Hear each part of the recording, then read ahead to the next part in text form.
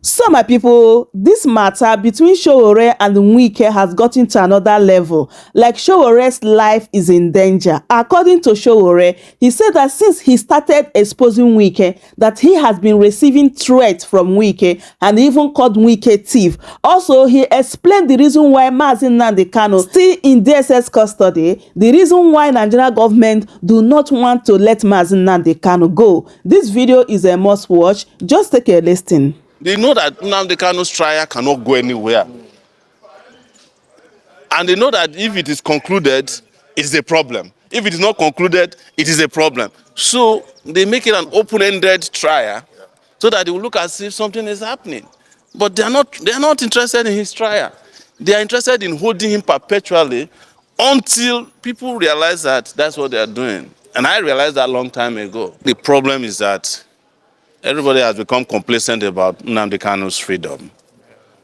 They have allowed the so-called Southeastern leaders who are deceiving them to say, oh, we are negotiating, we will get this thing resolved, to allow them to calm down the restless people who should get him out. You are not going to get Nnamdi Kanu out of detention by negotiation. It's not possible. Nigeria is holding Nnamdi Kanu to ransom for his unity. The payment they are demanding for is absolute unity and loyalty, regardless of what they are doing to Igbos, yes, or they are doing to other Nigerians. Unless that ransom is paid, and that ransom is Nnamdi, or Nnamdi is rescued from the kidnappers. I think I want to say this, because Nnamdi Kanu is my friend, and I've been in this court several times on his behalf. In fact, when I would come to this court in the past, they would attack me physically. I was attacked physically thrice. Just the reason I don't come to court anymore is that a federal high court judge actually gave an order that I cannot attend this trial, this current trial. Yes, he mentioned my name specifically, so I don't want to waste my time coming to court. But to be modern, I think the problem is that everybody has become complacent about Nnamdi Kanu's freedom.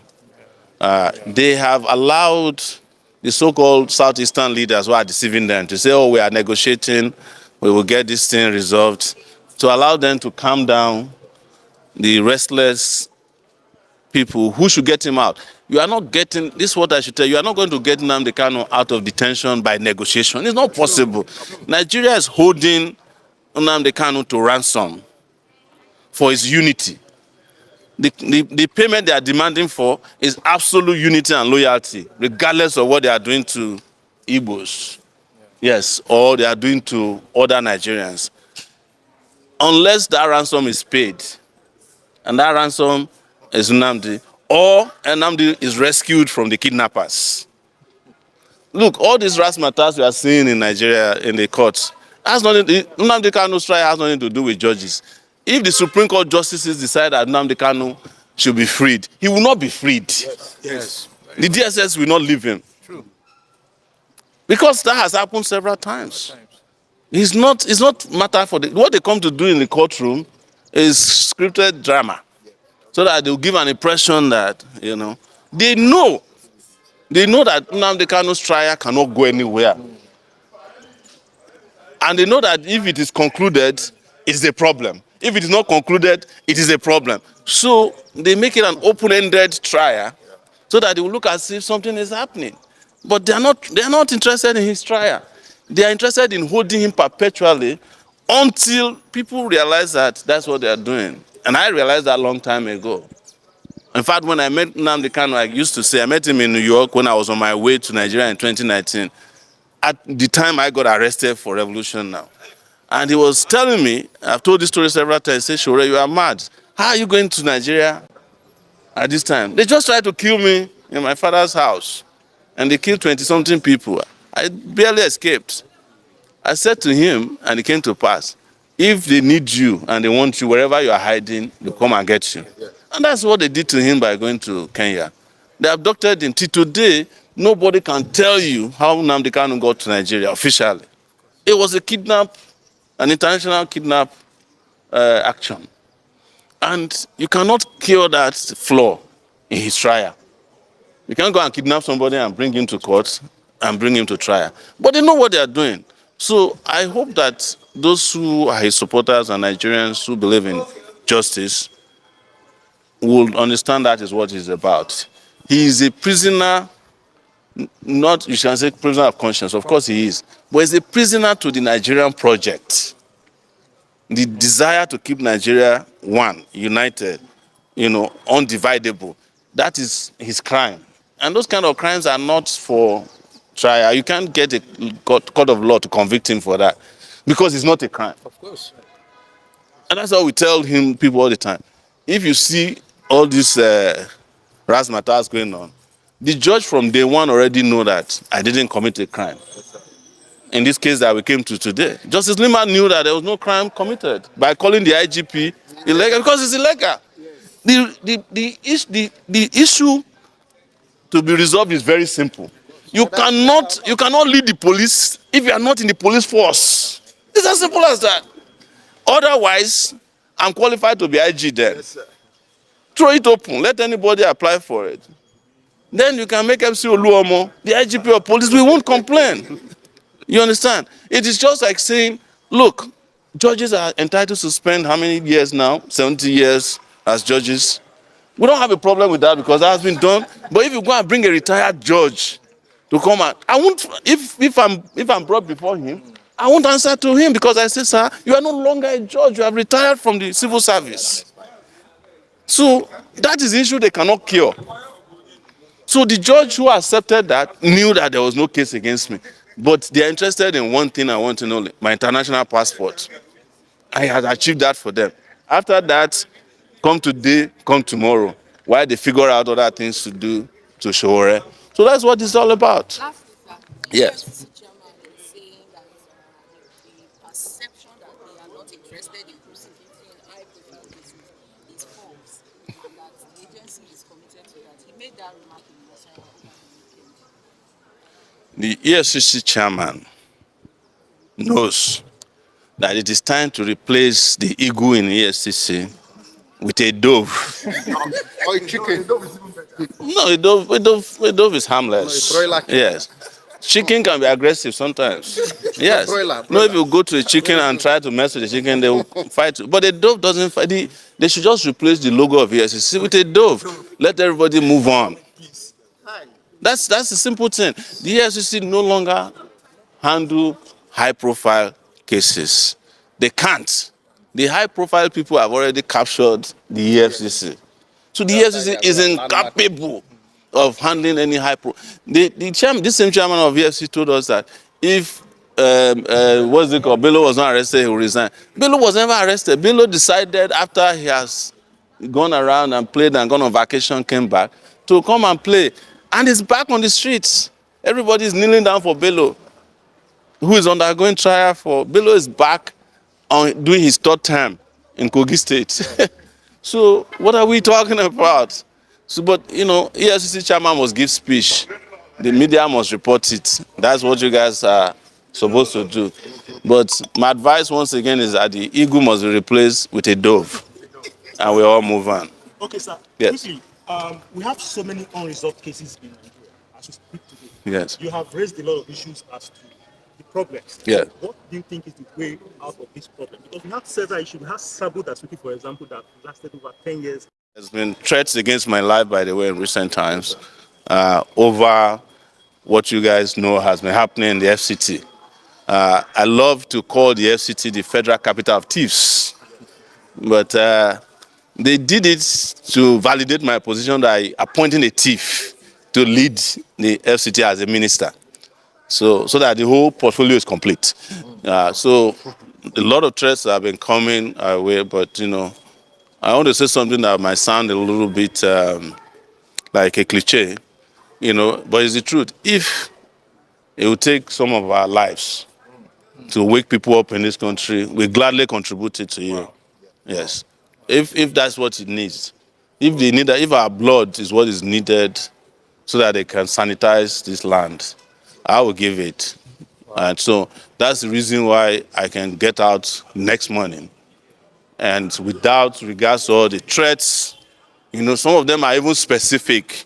This is where you should not pass. I'll pass the place.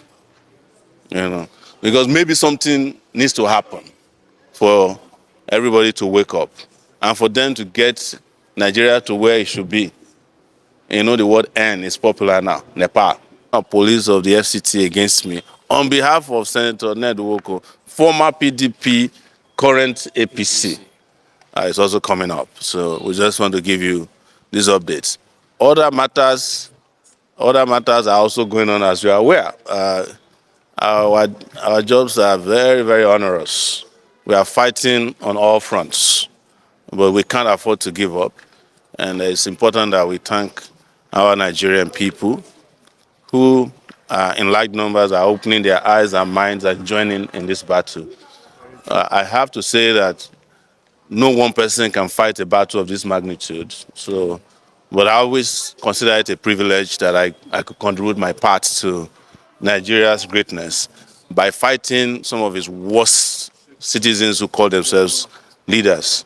I was describing inside, based on the inspiration of an article written by Professor Udion Sylvester in the Guardian of today, that this used to be how Haiti, the current Haiti, used to be in the 60s when Papa Doc and later Baby Doc were leaders there. They used to have people they call tontons makutes.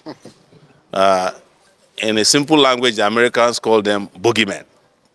And these are people who they plant everywhere, whether in the military or paramilitary, to carry out hits against citizens who are opposed to bad governance.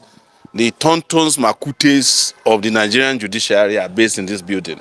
The boogeymen for the political class who make sure that when people walk into these courtrooms, we don't get justice. And it's very sad. But we are here to make sure that in our lifetime, or even beyond our lifetime, this country doesn't go down the drain the way they have treated it. 200 million people don't deserve the condition in which they are, of massive hunger, starvation. As I'm talking to you, insecurity has reached a level where just one bandit can kill 20 people and nothing will happen. It happened yesterday. I saw a video that broke my heart. Every day, every insecurity video breaks my heart, but yesterday was particularly different in Kwara State when a whole village had over 20 people, including the village leader known as Bale, just mowed down. And one of my friends was telling me that that was done with a Russian weapon. Yes, this weapon could kill 20 people if 20 people are well targeted by it, just one. And all of these are in the hands of terrorists, bandits, kidnappers in this country. Nobody's doing anything about it. Yes, lawyers who were coming from Cultivar were kidnapped last week. Nobody is safe in this country. But our police is not concerned. They are concerned about useless charges, about hounding citizens who are fighting for justice. The police, Nigeria police is so bad that car thieves can steal police car in this country. They didn't steal it from the DPO's office, they stole from the force headquarters. It is unbelievable. I couldn't believe it, The last time something ridiculous like that happened with the Nigeria police was when the police in Kwara State also arrested a goat for armed robbery. That's the last time something that ridiculous ever came out of Nigeria. But it must break your heart. It sounds funny that car thieves can go to the Nigeria Police Force headquarters and take a patrol car, one of their best, and drive it away. And as we are speaking, they are still looking for it. We are not talking about a Nidu. We are talking about a Toyota Buffalo truck, one of the best in the world. What it tells you is that we don't have people who are competent to even do simple things. Because there's no way a patrol car should not have a tracking device. Not only would the tracking device be there, the tracking device should be able to disable the car in motion from whatever location they are. But the reason they don't put tracking devices on these vehicles is that they don't use them for policing. Yes. So that's where we are. But I would also offer our lawyers an opportunity to quickly speak about this issue. It's going to be a busy week, So, and I'm sure this is not going to be the last. They are planning other things. including extreme activities. We, his lawyers, are always ready. We are battle ready. Always on ground. The matter came up today, and the court is not sitting. We'll be back here again on the 3rd of December to follow up the matter. The matter that came up today is in respect of the illegal IG saga. Without falling into the temptation of telling the possible outcome of that matter, you should know that the matter was just filed for filing sake. It is going nowhere. Calling someone illegal is not actionable. This is what we argue in court every day.